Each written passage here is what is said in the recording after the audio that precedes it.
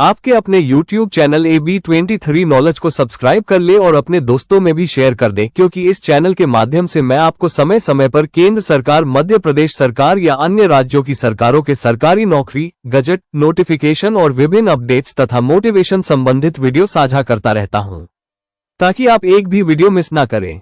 तो चलिए इस वीडियो में बात करते हैं। हेलो दोस्तों, आप सभी लोग कैसे हो? आशा करता हूँ आप सभी लोग बहुत अच्छे होंगे। आज मैं आपके सामने एक नई जानकारी लेके आया हूँ, जो कि लेटेस्ट वैकेंसी है मध्य प्रदेश विद्युत विभाग की है, जिसको एमपी ट्रांसको कहते हैं या फिर Madhya Pradesh power transmission company limited कहते हैं। है गवर्नमेंट की वैकेंसी, बट इसको प्राइवेट के अंडर एक एजेंसी है जिसको कहते हैं Madhya Pradesh power transmission company limited. तो इसके माध्यम से यह भर्ती होना है। जैसे कि आप थंबनेल में देख रहे हैं कि टोटल पोस्ट समथिंग 633 से है, और सुनने को मिला है कि ये और इसमें पद वृद्धि हो सकती है। तो क्या कैसा क्वालिफिकेशन है, क्या इसमें 10वीं 12वीं आईटीआई वालों को मौका मिल रहा है, कि ग्रेजुएशन वाले को हो, कि इंजीनियरिंग वालों को है, कि क्या कैसा है इसका क्वालिफिकेशन योग्यता, तो उसके बारे में हम डिस्कस करेंगे इस वीडियो में। क्या ये जो लिमिट रखी गई है उसके बारे में डिस्कस करेंगे, और एग्जाम पैटर्न क्या है, सिलेबस क्या है, और एग्जाम कब से है, सारा कुछ जानकारी हम इस वीडियो के माध्यम से आपको बताएंगे। तो आप इस वीडियो में अंत तक बने रहें, और अभी तक हमारे यूट्यूब चैनल AB23 नॉलेज को सब्सक्राइब नहीं किए हैं तो कर लीजिए, और अपने दोस्तों में शेयर कर लीजिए, ताकि आपको समय समय पर वीडियो की नोटिफिकेशन आपको मिलते रहे। चलिए इस वीडियो में बात करते हैं। तो जैसा कि मैं आपको बताया हूं कि यह वैकेंसी जो है Madhya Pradesh power transmission company limited के माध्यम से भरी जानी है। ये नोटिफिकेशन 24 तारीख को आया है, सीधी भर्ती है। तो यहाँ पर देखेंगे उन्होंने स्पष्ट डेट मेंशन किया है कि आपको 4 तारीख 8वां महीना मतलब अगस्त तक आपको फॉर्म भरे जाना है। चलिए दोस्तों, यहाँ पर आप बात करते हैं कि कौन कौन से पदों पर भर्ती आई है। तो आप यहाँ देखेंगे सहायक अभियंता, जो कि द्वितीय श्रेणी के लिए है। तो आप यहाँ देखेंगे अलग अलग कैटेगरी वाइज यहाँ पर पूरा मेंशन है पीडीएफ में। तो यहाँ आप देखेंगे कि टोटल यहाँ पर 63 पोस्ट है, जिसमें ओपन महिला भूतपूर्व सैनिक और संविदा आधारित और हैंडीकैप यहाँ पर ओपन महिला सबका दिया है। ओपन पोस्ट वह होता है जिसमें कि मेल फीमेल दोनों आते हैं, मेरिट के आधार पर आते हैं, पर पर्टिकुलर जो महिला पोस्ट होती है वहां सिर्फ ओनली महिला जा सकते हैं, पुरुष नहीं यहाँ पर फाइट कर सकते। तो ये सहायक अभियंता द्वितीय श्रेणी बी श्रेणी की यहाँ पर पोस्ट है। आगे आप देखेंगे इसी प्रकार विधि अधिकारी की यहाँ पोस्ट है। तो यहाँ पर टोटल आप देख लेंगे, यहाँ पर भी एक ही पोस्ट है।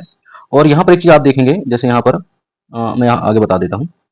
जैसे ये कनिष्ठ अभियंता का है यहाँ पर, तो आप यहाँ देखेंगे टोटल पोस्ट तो यहाँ पर समथिंग 247 है, पर जो यहाँ पर प्रावधिक 13% दिया है, तो इसका मतलब ये है कि 87% पर टोटल भर्ती होगी, परंतु 13% होल्ड रहेंगे। जब इसमें सुनवाई अभी चल रही माननीय उच्च न्यायालय के अधीन है, तो ये जो आरक्षण वाला ओबीसी वाला जो चल रहा 27%, तो 13% पर होल्ड रखी जाती है, तो उस पर बाद में निर्णय होगा। तो ये भी भर्ती भरे हैं पर बाद में होगा। अब आगे देखेंगे इसी प्रकार कनिष्ठ अभियंता सिविल डिपार्टमेंट के लिए यहाँ 12 पोस्ट है टोटल, यहाँ देख लेंगे आप। फिर उसके बाद लाइन परिचारक की यहाँ पोस्ट देखिए 67 है। आप अपने अलग अलग कैटेगरी वाइज आप देख लेंगे, यहाँ पर जैसे अलग अलग है, यहाँ पर अनारक्षित है, अनुसूचित जाति है, जनजाति है, अनपिछड़ा वर्ग है, ईडब्ल्यूएस है। तो अलग अलग यहाँ कैटेगरी वाइज आप अपने उसके यहाँ पर रो में आप देख लेंगे सीधे सीधे यहाँ पर ऐसे सामने सामने। जैसे अनुसूचित जाति का, तो अनुसूचित जाति का ओपन का यहाँ पर है 25 है, महिला के यहाँ 0 है, ओपन फिर ये भूतपूर्व सैनिक के साथ है। तो इसी प्रकार आप अपने यहाँ सामने सामने देख लेंगे, तो आपको अपनी कैटेगरी अनुसार जानकारी मिल जाएगी। तो यहाँ पर आप देखेंगे कि जो उप केंद्र परिचारक है उसकी टोटल पोस्ट यहाँ पर बताई गई है 229 है। फिर आगे देखेंगे आप यहाँ सर्वेयर परिचारक के लिए है 14 पोस्ट है। अब बात करते हैं कि क्वालिफिकेशन क्या क्या है। तो आप यहाँ देखेंगे सहायक अभियंता पारेषण के लिए क्या है। तो यहाँ पर देखिए मेनली आपको मैं बता दूं, इसमें आपका जो पॉलिटेक्निक डिप्लोमा है, जिनके पास संबंधित ट्रेड से या इंजीनियरिंग की है, बी टेक या एमई एमटेक की है, उन्हीं के लिए है ये वैकेंसी। तो यहाँ पर जैसे सहायक अभियंता के लिए देखेंगे, तो यहाँ पर इलेक्ट्रिकल या फिर इलेक्ट्रिकल और इलेक्ट्रॉनिक्स इंजीनियरिंग से पूर्णकालिक नियमों से बी टेक होना चाहिए, एमई एमटेक होना चाहिए। तो ये है। फिर यहाँ आप देखेंगे लेवल 12 का यहाँ पर क्या है, वेतनमान है 56,100 रुपए से लेकर 1,70,500 है। मतलब समथिंग इनकी सैलरी जब टीए डीए एचआरए वगैरह और जो भी अलाउंसेस मिलते हैं, तो उसके आधार पर समथिंग 70 से 75,000 सैलरी स्टार्टिंग बनेगी। और एक चीज यहाँ पर मैं बता दूं आपको कि ये जो प्राइवेट लिमिटेड के जो गवर्नमेंट के अंदर काम करते हैं, तो उसमें क्या है, इनको रूम रेंट भी मिलता है, और या जिनको रूम रेंट नहीं चाहिए तो उनको क्या है आवास भी मिल जाता है, आवास की सुविधा रहती है। और यहाँ पर एक चीज देखेंगे, विशेष बात जो मैं आपको बताना चाहता हूँ कि यहाँ देखेंगे कि जो मध्य प्रदेश के मूल निवासी हैं, अन्य पिछड़ा वर्ग और अनरिजर्व के लिए कम से कम आपको 65% आपका ग्रेजुएशन में होना चाहिए। मध्य प्रदेश के मूल निवासी जो SC ST EWS कैटेगरी के दिव्यांग जन उनके लिए 55% कम से कम होना चाहिए। और जो मध्य प्रदेश राज्य विद्युत मंडल के जो कर्मचारी हैं उनको न्यूनतम 60% उनके ग्रेजुएशन BTech या M.Tech में होना चाहिए। इसी प्रकार देखिए विधि अधिकारी के लिए इन्होंने बोला कि विधि स्नातक होना चाहिए और इनका लेवल वही 12 है, वही समथिंग 70 से 75,000 सैलरी बनेगी। कनिष्ठ अभियंता के लिए देखिए यहाँ पर इनके लिए भी क्या बोला गया है, तो आप यहाँ देखेंगे इनमें भी इलेक्ट्रिकल इलेक्ट्रॉनिक्स BTech और ME M.Tech की डिग्री कंप्लीट होना चाहिए। सैलरी यहाँ लेवल 8 की है, तो मतलब समझ लीजिए 32,800 से लेकर 1,06,000, मतलब स्टार्टिंग सैलरी 45 के आसपास हजार बनेगी और बाकी जो अलाउंसेस मैं पहले बताया वही। इसी प्रकार देखें कनिष्ठ अभियंता सिविल, तो सिविल के लिए है तो मतलब आपको डिप्लोमा और जो BTech होता है उसमें सिविल इंजीनियर होना चाहिए, तो लेवल वही है। अब लाइन परिचारक के लिए देखें, तो लाइन परिचारक के लिए यहाँ बताया गया है कि आपके पास 10वीं कंप्लीट होना चाहिए, 10वीं के साथ में NCVT SCVT के द्वारा जो ITI होती है गवर्नमेंट या प्राइवेट ITI, उसमें 2 से 3 वर्ष का आपका डिप्लोमा जो रहता है इलेक्ट्रीशियन ट्रेड से होना चाहिए। और उस बीच में आपने यदि अलग से अप्रेंटिसशिप किए हैं तो वो आपके 2-3 साल जो कोर्स है उसके अलग से समय में होना चाहिए, उसी समय पर काउंट नहीं किया जाएगा। और ये देखिए आपने यहाँ पर जो वैकेंसी में जो वेतन है लेवल 4 का है 19,500 से लेकर 62,000, मतलब समथिंग मान के चलिए आपका वही 35 से 40,000 के आसपास बनेगा स्टार्टिंग।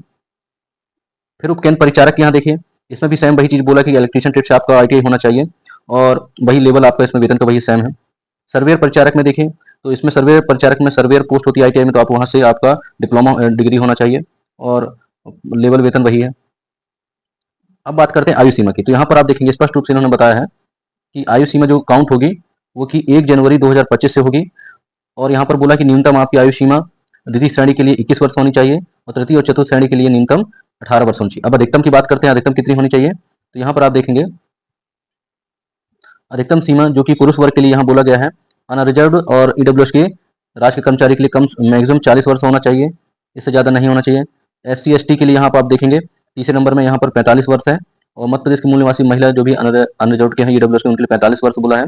और जो कर्मचारी हैं कार्य करते हैं जो विद्युत विभाग या और दूसरे अन्य स्वशासी संस्थान में, तो 45 वर्ष बोला है। अब यहाँ आगे देखिए चयन प्रक्रिया की बताई गई है, चयन प्रक्रिया कैसे क्या होगा। यहाँ पर देखिए कंप्यूटर बेस्ड टेस्ट होगा, ऑनलाइन होगा, 100 अंक का होगा और 100 प्रश्न रहेंगे, प्रत्येक अंक 1 नंबर का रहेगा। फिर उसके बाद इसमें बताया कि न्यूनतम कट ऑफ यहाँ देखिए आपको 25% कम से कम लाना होगा। और लाइन परिचारक, उपकेंद्र परिचारक, सर्वेयर परिचारक, प्रशिक्षु के लिए यहाँ पर शारीरिक दक्षता की बात की गई है कि मतलब आपका फिजिकल भी होगा। अब यहाँ देखिए फिजिकल में क्या करवाएंगे आपसे, यहाँ फिजिकल में बताया गया कि आपको 15 किलोग्राम वजन लेकर 10 मिनट तक आपको कम से कम चलना है और 1 किलोमीटर की पैदल चाल रहेगी, मतलब बेसिक्स है, कोई कठिन सा। मतलब आपका सबसे पहले CBT टेस्ट होगा और CBT टेस्ट में मेरिट बनेगी, उसके मेरिट के आधार पर फिजिकल होगा। फिजिकल किन किन का होगा मैं आपको बता दूं कि फिजिकल सिर्फ लाइन परिचारक और उपकेंद्र परिचारक सर्वेयर का होगा, बाकी जो फर्स्ट B ग्रेड वाले हैं उनके लिए किसी प्रकार फिजिकल नहीं होगा, उनका मेरिट बेस से ही होगा। अब यहाँ बात करते हैं कि फीस कितना क्या लगे फॉर्म भरने का, तो यहाँ देखेंगे अनरिजर्व कैटेगरी के लिए 1200 रुपये लगेगा और SC ST EWS और दिव्यांग कमजोर OBC वालों के लिए यहाँ पर आप देखेंगे 600 रुपये लग रहा है और आपको ऑनलाइन के माध्यम से फॉर्म भरे जाएंगे और किसी प्रकार का फीस यहाँ पर आप देखेंगे रिफंड नहीं होगा। सबसे इंपॉर्टेंट बात आपको क्या क्या डॉक्यूमेंट लगेगा, तो यहाँ आप देखेंगे यहाँ आपको 10वीं लगेगा, मध्य प्रदेश का मूल निवासी, कास्ट, इनकम, और फिर उसके बाद यदि दिव्यांग है तो उसका आपको प्रमाण पत्र लगेगा, आपके पास जो शैक्षिक योग्यता है उसका आपके पास डॉक्यूमेंट होना चाहिए, यदि अनुभव है तो अनुभव प्रमाण पत्र होना यदि चाहिए, और नवीन छाया प्रति चाहिए फोटो की, डिजिटल हस्ताक्षर चाहिए, आधार कार्ड चाहिए और आयु सीमा में यदि आपको चाहिए तो उसका छूट का कुछ दस्तावेज होना चाहिए। अब यहाँ देखिए ऑनलाइन जो फॉर्म भरने का यहाँ बताया है 4 जुलाई से स्टार्ट होगा और फॉर्म भरने का अंतिम तिथि है यहाँ पर अगस्त है, 4 अगस्त, मतलब समथिंग 1 महीने का समय मिलेगा। त्रुटि सुधार जो भी आवेदन में करना है तो 21 जुलाई से स्टार्ट होगा, 6 आपके अगस्त तक होगा। और जैसा कि जानते हैं कि मध्य प्रदेश की जो भी जॉब होती है उसमें 3 वर्ष का परीक्षा अवधि होती है। परीक्षा अवधि आपका यदि संतोषजनक होता है तो आपका फिर क्या है, आपका परमानेंट हो जाते हैं। लगभग मैंने आपको सारा कुछ जानकारी जो जो इंपॉर्टेंट आपको जानना जरूरी था, आपको इस भर्ती संबंधित मैंने सारा कुछ आपको डिटेल में बता दिया हूँ। इसके अलावा यदि आपको कुछ जानना होगा या इस नोटिफिकेशन संबंधित, तो आप हमारे कमेंट बॉक्स में आप क्या है जरूर कमेंट कीजिए, तो मैं आपको जरूर रिप्लाई दूंगा। और इसी प्रकार की लेटेस्ट वैकेंसी के लिए हमारे यूट्यूब चैनल AB23 नॉलेज से जुड़े रहिए और अपने दोस्तों को शेयर करिए ताकि मैं समय समय पर आपको वीडियो प्रोवाइड करते रहूँ और हमारे आप चैनल से जुड़े रहें।